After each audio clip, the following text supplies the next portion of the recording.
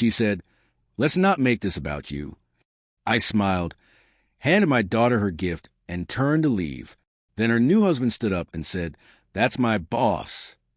The room froze. The cake was a delicate pink unicorn masterpiece, sugar flowers curling softly over the buttercream. My daughter adored, and I adored her. That's why I stood there, suit-pressed, with a smile carefully in place, even as rage boiled deep beneath my ribs. In my hands was a gift she'd asked for 6 months ago, a gift I'd hunted for across continents. I wasn't invited to the party. "Let's not make this about you," my ex-wife had texted earlier. But I came anyway, because it was always about her, and somehow it still felt like it was about me. "Hi, Daddy," my daughter whispered, wrapping her small arms tight around my waist. She didn't care about custody agreements or court orders. She just missed me. I knelt down, handed her the gift, and watched her squeal with joy, a signed jersey from her favorite football player. I'd flown all the way to Barcelona to get it. It cost me 2 days, $10,000, and every ounce of patience I had left, worth every second. "Happy birthday, Peanut," I said softly. I turned to leave, but then his voice cut through the music, calm, confused, cut into the laughter and chatter like a blade. "That's my boss," her new husband, Rob, said, standing now, cupcake half eaten, pink frosting smeared on his fingers. He looked at me like I was a stranger, but he knew exactly who I was. The room froze. Their carefully crafted mask shattered. 5 years ago, we were fine, not perfect, not a fairy tale, but fine. Our daughter was 3. My business was growing, and she stayed home, claiming she loved being a mother and that she loved me. Then the cracks began. Phone calls cut short, whispered laughter echoing in the kitchen at midnight, passwords changed, and a sudden obsession with yoga. I didn't confront her. I watched. 2 months later, I saw them. She didn't even flinch when he touched her lower back. The man was taller than me, with a fake tan, too many teeth, and a weak chin, the kind of man who would never weather a storm. 3 weeks later, she left me, took the house, took full custody, claimed I was too unpredictable to raise a child.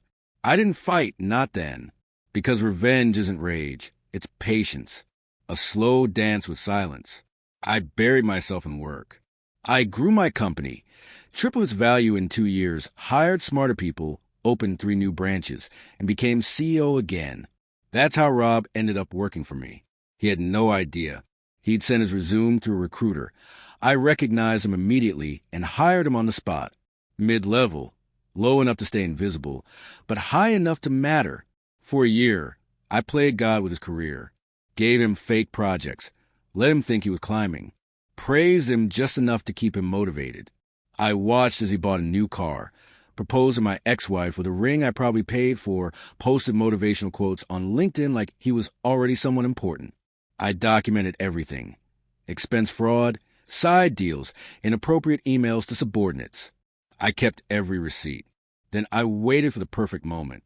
When he said, "That's my boss," the room cracked wide open. She blinked at him. He looked back. "That's my boss. That's Daniel Carter." The name hit her like a slap. Her lips parted, but no words came, only guilt. Parents stared. Kids paused mid-chew. I watched the confusion, the fear. I reached into my coat and handed Rob a sealed envelope. "Your termination letter." I said calmly, "You've been under investigation for 6 months. HR's been informed. Legal too. I suggest you start looking for a lawyer." Then I turned to her. "Oh, and the prenup? You might want to read the clause about undisclosed termination causes. You married a man who forged vendor contracts. Lisa, he's about to be bankrupt." Silence.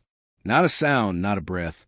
My daughter was the only one still smiling, played with her jersey, blissfully unaware of the storm raging around her. I crouched down beside her. "Daddy's got to go, Peanut, but I'll see you real soon." She hugged me tight, and then I left. The fallout was immediate. Rob was escorted out of my building the next morning. My ex tried calling 6 times, left long voicemails, started with yelling and ending in sobs. I didn't listen. The lawyers handled the rest. It turns out when your new husband gets fired for fraud and your alimony depends on his income, Courts start to reconsider custody, especially when a father suddenly has a spotless record, stable income, and a history of calm restraint. For months later, the gavel fell, full custody. I see my daughter every morning now. We eat pancakes, watch cartoons, and she wears that jersey everywhere. I never mention her mother. She never asks. She just knows I'm here now. As for Lisa, she's back in a rental, no car, no income, no marriage. I hear she's looking for work. Rob's facing civil suit, possibly prison time. I never raised my voice or made a scene. I just waited and watched. Because the best revenge isn't loud, it's surgical. It's standing in a room full of people who doubted you and watching them realize they never really knew you at all.